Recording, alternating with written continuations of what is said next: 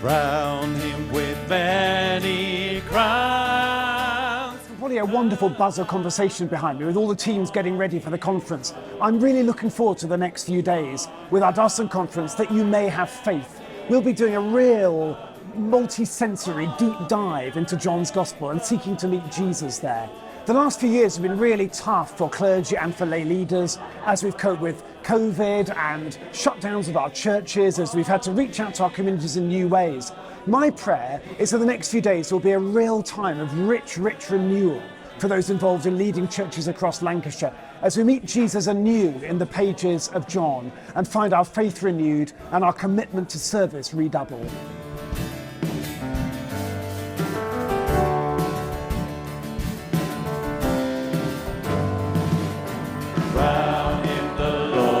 The John drama came about from, I guess, springboarding from the Mark drama, which was something the Blackburn Diocese was involved in a couple of years ago in Blackburn Cathedral. And Bishop Philip asked us to see if we could do a John version. But obviously, once we started looking into it and reading it and studying it a bit more, we realised it's a very different beast. There isn't quite so much action as Mark, there isn't quite so much coming and going as Mark, but there is a lot more dialogue, a lot more theology. So the whole thing had to look very different.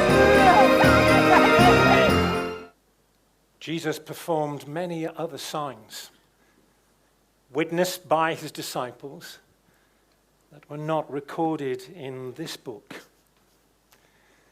But these were written that you might know that Jesus is the Messiah.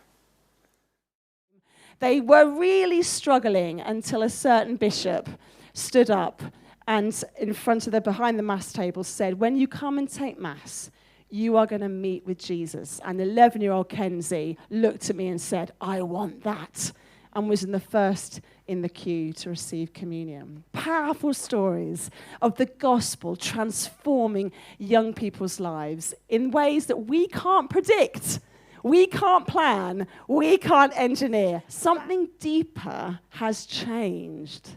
Something deeper is changing about how these incredible young people that we can think of in our communities, how they see the world, and how the world is shaping young people, and how they find and grow in faith. Having a great time here on the Blackburn Diocese Conference, and there are two things that I'm taking back with me to the parish. Number one is just the fantastic sense of positivity and energy that there is about the diocese. It's such a great and exciting place to be at the moment. And second, from John's Gospel, the need to be sticking close to Jesus, to be abiding in him and his word. Just a really renewed sense for me personally of that's what I want to be doing in my mission and ministry.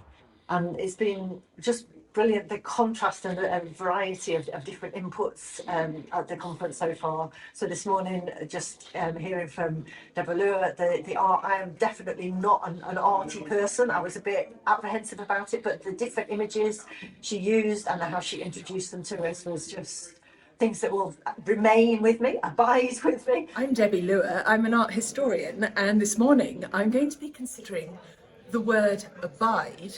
And interestingly to me, I'm going to be considering a word by means of image. I'm going to be looking at 3 works of art, and they're very different from one another, and we're going to use those to open up this rich and suggestive word this morning. I've been to quite a number of diocesan conferences over the years, and I always enjoy them. I have a very strong sense of this one so far. I'd say it's a very vibrant conference. It seems to be a bit like you've all just been at the wedding in Cana, and you've seen one miracle and you're expecting a number of others. What I learned today was very good for me today, is to know that we are all part of one body, and by abiding in Christ, we are all called to stand up for one another and to share the love of Christ. I came to this conference really with no previous agenda, no idea what to expect. And the fellowship and the worship that I've found here has been phenomenal.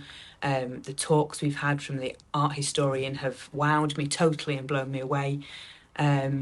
And it's really been a privilege to feel part of something bigger than just the parish where I worship every week. I am going to be continuing our theme of looking at the Gospel of John, and I'm thinking about the theme of grace. I've been asked particularly to give an ecological reading, so we're going to be focusing on John's prologue, which is where grace most features, thinking about creation and incarnation, this amazing but wounded world. The results came out saying 9 out of 10 of the teenagers who we surveyed cared a lot about the climate crisis, and only 1 in 10 thought that their church was doing anything about it. There's a real vibrancy here that is just energetic. There's a good bit of banter between people, and the meat that's on offer, the protein, the spiritual oomph that's on offer, depending on your flavour, what you like. There's plenty for everybody to get their teeth into, and it's fab. And Jesus stood among the very scared, terrified disciples and told them, "Peace be with you. As the Father sent me, I'm sending you." And that's what transformed the activities of the disciples. Witnessing to love and hope means standing for truth and for justice. There is no fresh revelation of God that goes beyond Christ. God's superabundant provision is so full and plenteous that in Jesus you've got everything you need, everything you want. God wasn't holding stuff back, hiding away. I'll just give them a little bit, see how they do with that, and then there's more to come. In Jesus, God gives us everything and continues to give us everything. It's been a brilliant Diocesan Conference. Really loved lots of opportunities to think, to pray, to worship, and to chat with people.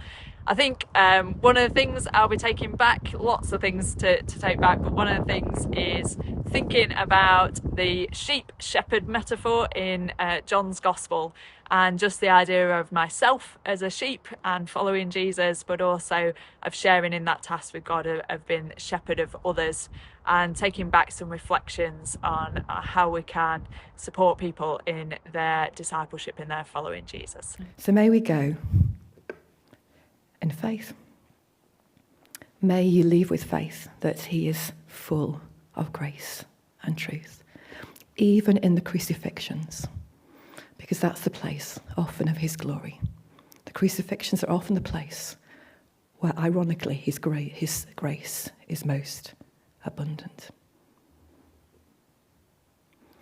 And may we carry that grace and truth to create communities of joy, tasters of the heavenly banquet, healthy churches that transform communities, joy and rivers of living water through our parishes, our workplaces, our schools, our prisons, our hospitals, our businesses, the arts, the sports, our sciences, our government and business, all the different places represented in this room. May you carry the light of Jesus that shines in the darkness, and the darkness can never put it out. But above all, a huge, huge thank you to you. It's the bishop's job to love their priests and their lay people. Well, you lot make it very, very easy indeed, with your kindness and your affection and your honesty and your absolute passion for the gospel and passion for ministry. You are the most wonderful, beautiful group of church leaders, and it's an utter privilege and a joy and a delight and an honor to serve you. So thank you to all of you. Now let's take it away. Go on, Pete. Let's crown him with many crowns, shall we? We shall. But how many crowns you can fit on one head is beyond me. Let's see how many. Stand.